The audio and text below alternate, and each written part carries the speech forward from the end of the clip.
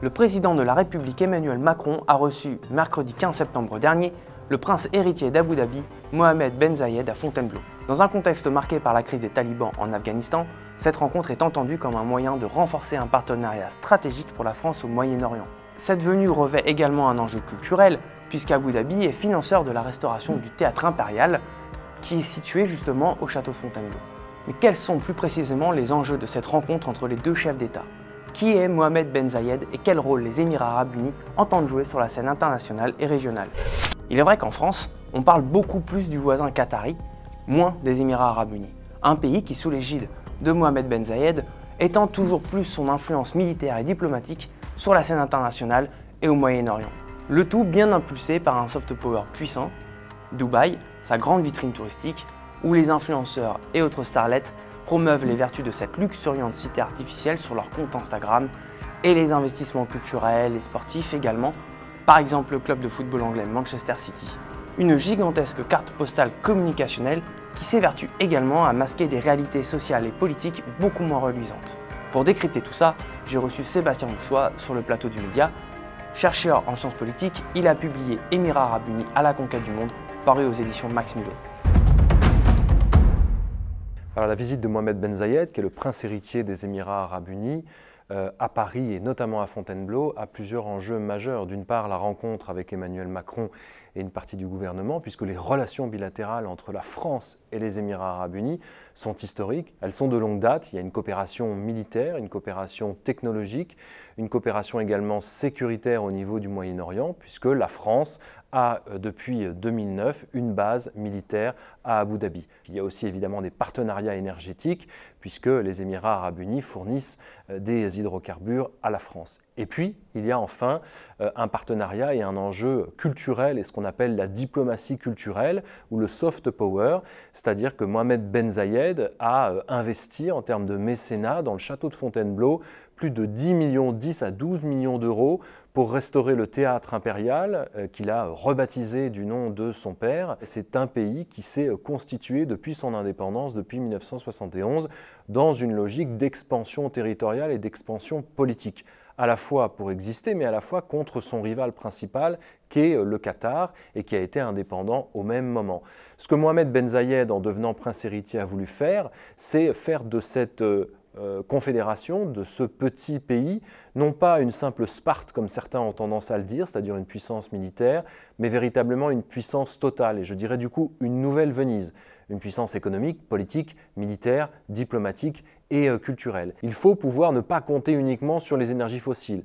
Il faut pouvoir diversifier son économie, il faut pouvoir diversifier sa société. Et donc du coup, ça a été des investissements à gogo dans le monde, ça a été le développement du tourisme avec Dubaï aujourd'hui, qui est la grande oasis touristique dans la région.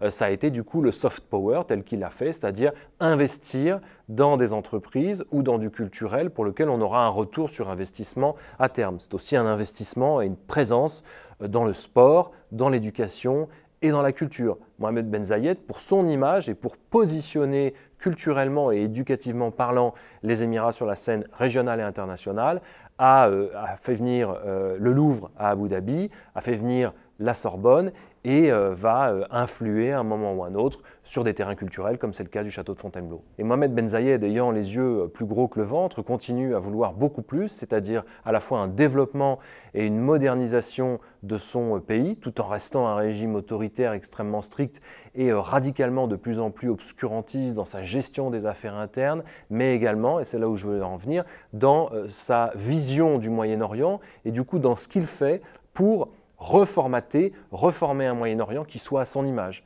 Mohammed Ben Zayed est un militaire formé en Grande-Bretagne. Il veut imposer contre ce qu'il considère comme le péril islamiste pour la région du Moyen-Orient un nouvel ordre, ce qu'on appellerait une forme de stabilité autoritaire, c'est-à-dire imposer des militaires ou imposer de nouveaux dictateurs sur des terrains où beaucoup avaient, après les printemps arabes, un espoir, celui de la démocratisation, celui de l'ouverture.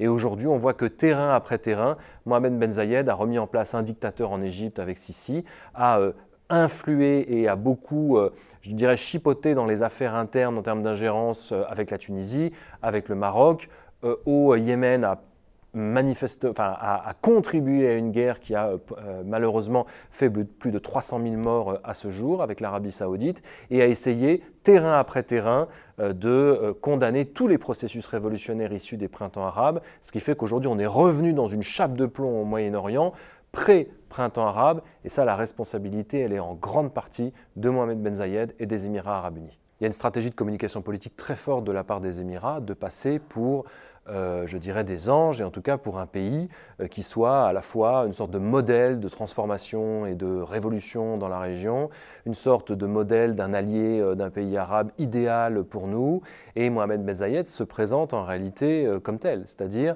un personnage qui a des relations avec tout le monde, qui ne veut se fâcher avec personne, mais qui du coup renforce ses relations bilatérales avec des pays, en l'occurrence comme la France, ou comme c'est le cas avec Israël depuis 1 an, puisque nous fêtons les 1 an des accords d'Abraham. Pour Emmanuel Macron, aujourd'hui, la proximité avec les Émirats est fondamentale, encore plus avec la situation afghane, parce que tous les rapatriés d'Afghanistan sont passés par la base française d'Abu Dhabi, et que les relations doivent être très fortes. Elles sont très fortes parce qu'il y a l'armement, elles sont très fortes parce qu'il y a les hydrocarbures, tout ça c'est le hard power, elles sont très fortes aussi parce qu'il y a la fameuse lutte contre le terrorisme au Moyen-Orient que défendent des acteurs aussi divers que les États-Unis, l'Arabie saoudite, les Émirats contre les groupes terroristes. Ce qui est clair, c'est que Mohamed Ben Zayed, comme je vous le disais, a une vision d'une stabilité et de l'autoritarisme dans la région du Moyen-Orient qui nous sert en réalité aussi. D'ailleurs, pourquoi est-ce que la France a entretenu pendant des décennies des relations avec des dictateurs? C'est parce que c'était aussi en Afrique comme au Moyen-Orient,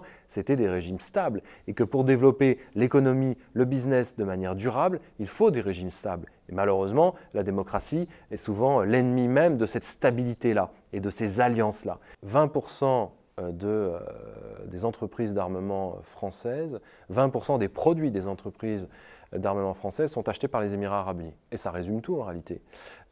Les Émirats arabes unis ont fait le choix du complexe militaro-industriel, ont fait le choix d'être une puissance économique, technologique et militaire. Depuis des années, beaucoup de partis politiques appellent à la rupture des relations avec l'Arabie saoudite, arrêter de vendre des armes à des marchands de la mort.